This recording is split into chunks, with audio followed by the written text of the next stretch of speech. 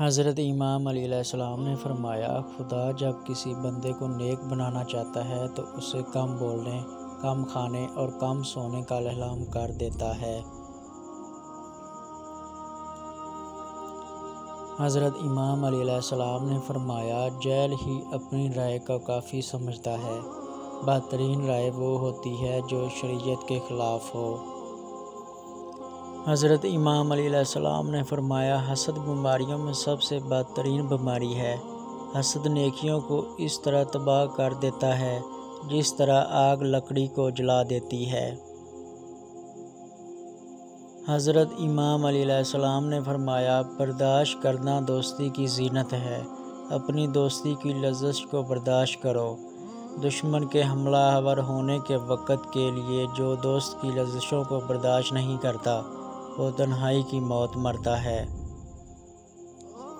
حضرت امام علیہ السلام نے فرمایا، جو شخص یہ جاننا چاہتا ہو کہ خدا کے نزدیک اس کی کیا قدر و منزلت ہے تو اسے یہ دیکھنا چاہیے کہ گناہ کا ارتکاب کرتے وقت اس کے نزدیک خدا کی کیا قدر و منزلت ہے۔ حضرت امام علیہ السلام نے فرمایا، اگر توکل سیکھنا ہے تو پرندوں سے سیکھو کہ جب وہ شام کو گھر واپس جاتے ہیں تو ان کی چونچ میں کل کے لیے کوئی دانہ نہیں ہوتا۔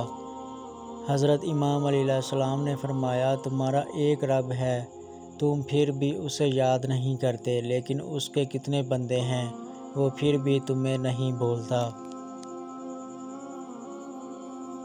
حضرت امام علیہ السلام نے فرمایا، بھائیوں کے حقوق ضائع کرنے سے اللہ اپنی رحمت کے دروازے بند کر دیتا ہے، اور برائی کرنے والے کے ساتھ بھلائی کرنا ایمان کا کامل ہونے کی علامت ہے۔ حضرت امام علیہ السلام نے فرمایا، اگر کوئی آپ کی فکر کرتا ہے تو اس کی قدر کرو، کیونکہ دنیا میں تماشائی زیادہ اور فکر کرنے والے بہت کم ہیں۔ حضرت امام علیہ السلام نے فرمایا، لوگوں کے عیب تلاش مت کرو، جو لوگوں کے عیب کو خریدنا چاہتا ہے اسے چاہیے کہ اس کی ابتدا خود ہی اپنی ذات سے کرے۔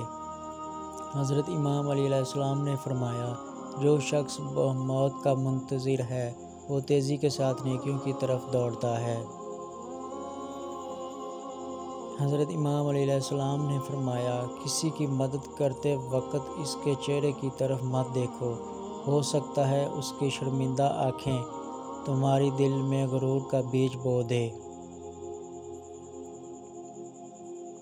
حضرت امام علیہ السلام نے فرمایا، اگر تم پانی میں ڈوب رہے ہو اور تمہیں یاد آ جائے کہ وقت نماز ہے تو نماز کی نیت کر لو۔